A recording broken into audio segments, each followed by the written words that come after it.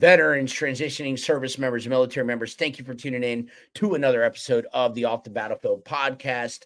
I am a veteran. We are veterans serving veterans. We want you to get the benefits, education, the resources that you need to get the benefits that you have deserved and earned for your service to our country. Today, we're going to be talking about, can a VA doctor write a Nexus letter for veterans? It's very important to understand this. What is a Nexus letter? We're going to go over all of that right now. Before we get going, like, subscribe, comment, hit that notification bell, share this out with someone that can use this information. And you matter. Don't give up. Keep on fighting. So Nexus letters, what are they? Link in service, the missing link. You hear it all the time. You read it all the time. You see it in rating decision letters. Nexus letters are often the key piece of documentation needed to establish service connection between your military service and the claim condition, or to connect a new secondary condition to another service-connected disability rated at 0% or higher. So a secondary condition, okay? However, there's a lot of confusion around whether VA doctors can or will they even write Nexus letters, okay? I'm going to discuss that right now. Let's get right into it. So what is the importance of Nexus letters? Let's start there. Nexus letters are mission critical for veterans VA disability claims. They provide the needed link, the connection between military service and the claim condition, especially for conditions not documented during service or those needing secondary service connection. Remember, if you have a condition like PTSD or tinnitus, ringing in the ears, you can file a secondary condition. You can do a secondary service connected condition to the main condition that is connected, okay? You can do that, but in order to do it, you need a Nexus letter. You need to prove how A impacts B, okay? Tinnitus impacts migraines. There's other evidence that you need, but I'm telling you, a Nexus and diagnosis are key. You got to have that, or you most likely will not get approved. Pretty much, I can almost guarantee you won't, okay? Limitations of VA doctors for Nexus letters, okay?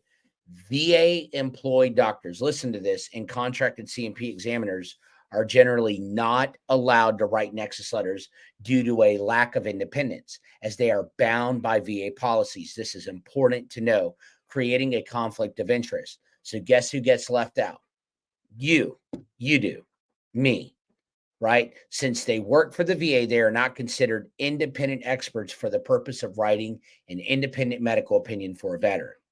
So when you go, I went to my VA doctor and I'm complaining. Yeah, but if you're not connected, you got to remember, how am I going to establish service connection? How are you going to establish service connection? This happened. Okay, I don't have my headaches in my active duty records, but I do have PTSD. I do have tinnitus. I do have ringing in my ears. And this is impacting that. You need to prove that. You can't just submit up a claim and say, I'm rated for tinnitus. I got migraines. I'm only using these conditions as an example. You need to prove, backed by medical and scientific literature, how something causes something. Okay. Medical opinion versus independent medical opinion. Medical opinions, IMOs from VA employed doctors and C&P examiners differ from independent medical opinions, IMOs, or Nexus letters, right? If you need a Nexus letter, don't go to a Nexus mill. Don't go to people just screwing you over and charging you an astronomical amount of money, right?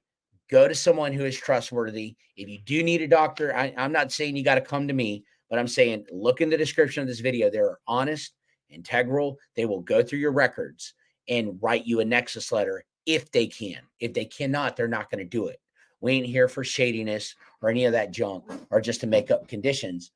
We want to make sure that you have the condition, that you're diagnosed, and that we can connect it.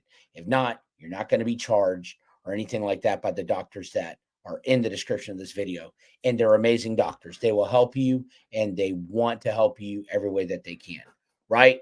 So there are limitations on VA doctors, and there's a difference between VA employed doctors and contracted C&P examiners, and then an outside medical opinion, okay?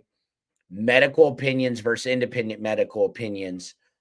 Medical opinions are from VA employed doctors and C&P examiners. Mainly, they're just filling out a disability benefits questionnaire. So when you go in for that compensation and pension exam, they're just filling out a disability benefits questionnaire. They're not doing a nexus letter to try to prove how your tinnitus is impacting your migraines. They're just filling out a disability benefits questionnaire saying, yep, Bobby or Susie are diagnosed with migraines. I do acknowledge that. And remember, they work for the VA. They're marking the symptoms, they're marking the check boxes on the disability benefits questionnaires that are different from nexus letters, right? And nexus letters, independent medical opinions, are proving how something causes something, backed by proof, backed by medical and scientific literature. You need to know the difference. Steps to obtain a high quality nexus letter. Look in the description of this video.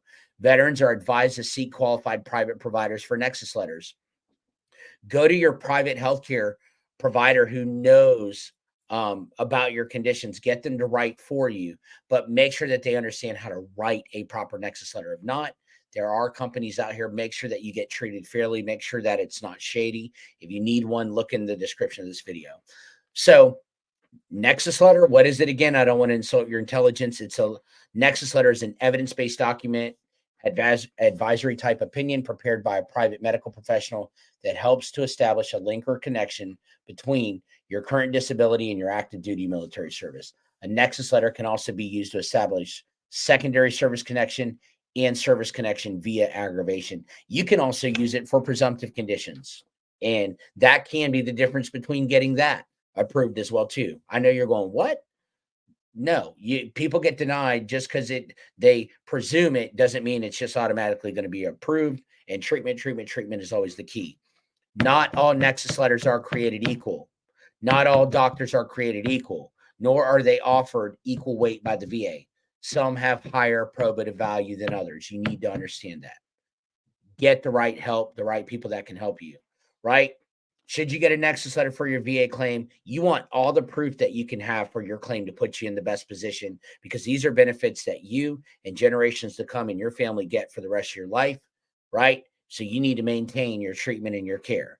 Here's a simple way to decide if you need a nexus letter for your VA claim. If your disability was diagnosed during service and it's in your military medical records, STRs, you probably do not need a nexus letter.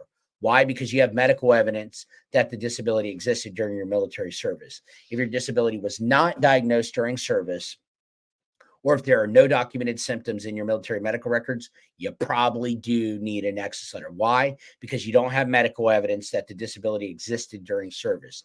If you're attempting to service connect a previously denied VA claim or trying to file for secondary service connection, a nexus letter is absolutely highly recommended. Why? Because you probably have a favorable finding and you know that you need a nexus letter. You need a powerful argument to overcome a previous VA claim denial. In addition, secondary service connection requires medical nexus evidence that your new disability is proximately due to or aggravated by a current service-connected disability. These are key golden nuggets, veterans. I hope you're listening, right?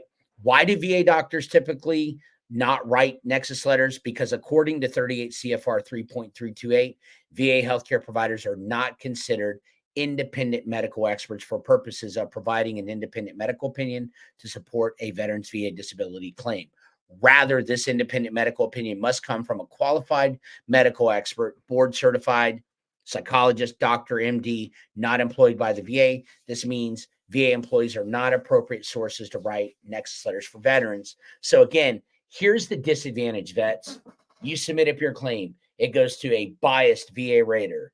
Then you get a biased compensation and pension exam that's contracted to LHI, Optum, QTC. Look, and you're the veteran that served, but all of the advantages on the VA side, and then you get denied. Then what do? Right? That's where you need to get the help. That's where I hope that videos like this help you.